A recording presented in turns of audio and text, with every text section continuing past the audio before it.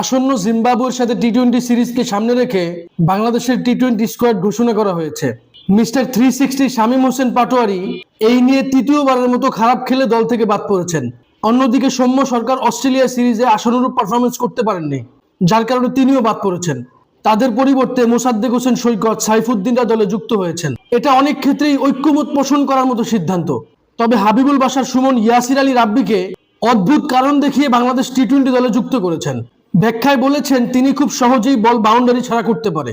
অথচ সাম্প্রতিক সময় বিপিএল থেকে শুরু করে ঘরোয়া ক্রিকেট আলোচনা এবং উল্লেখযোগ্য কোনো পারফরমেন্সই করতে পারেননি ইয়াসির আলী রাব্বি, যেটা নিয়ে সাধারণ দর্শক থেকে শুরু করে ক্রিকেট বিশ্লেষকরা প্রশ্ন তুলছেন। আমি তো মনে করি এটাই যদি কারণ হতো, তাহলে অভিজ্ঞতা এবং যে কোনো বিচারে সাব্বির রহমান ইয়াসির আলী রাব্বির জায়গায় বাংলাদেশের জাতীয় দলে অন্তর্ভুক্ত হতে পারতেন। কেননা সাব্বির রহমান হয়তো 2-1টা ম্যাচ খারাপ খেলবেন, তবে ভালোই বা করেছে কে? সব মিলিয়ে বাংলাদেশ ক্রিকেটের কিছু অদ্ভুত সিদ্ধান্ত, যার কোনো উত্তর কারো জানা নেই। যারা খারাপ খেলে দল থেকে বাদ পড়ছে, তাদের পরিবর্তে যাদেরকে দলে আনা হয়, তারা যখন খারাপ খেলে তাদের পরিবর্তে ওই সমস্ত ক্রিকেটারদেরকে আবার দলে অন্তর্ভুক্ত করা হয় যারা খারাপ খেলে দল থেকে বাদ পড়েছিল। আমরা সেই একই বৃত্তির মধ্যেই ঘুরপাক খাচ্ছি।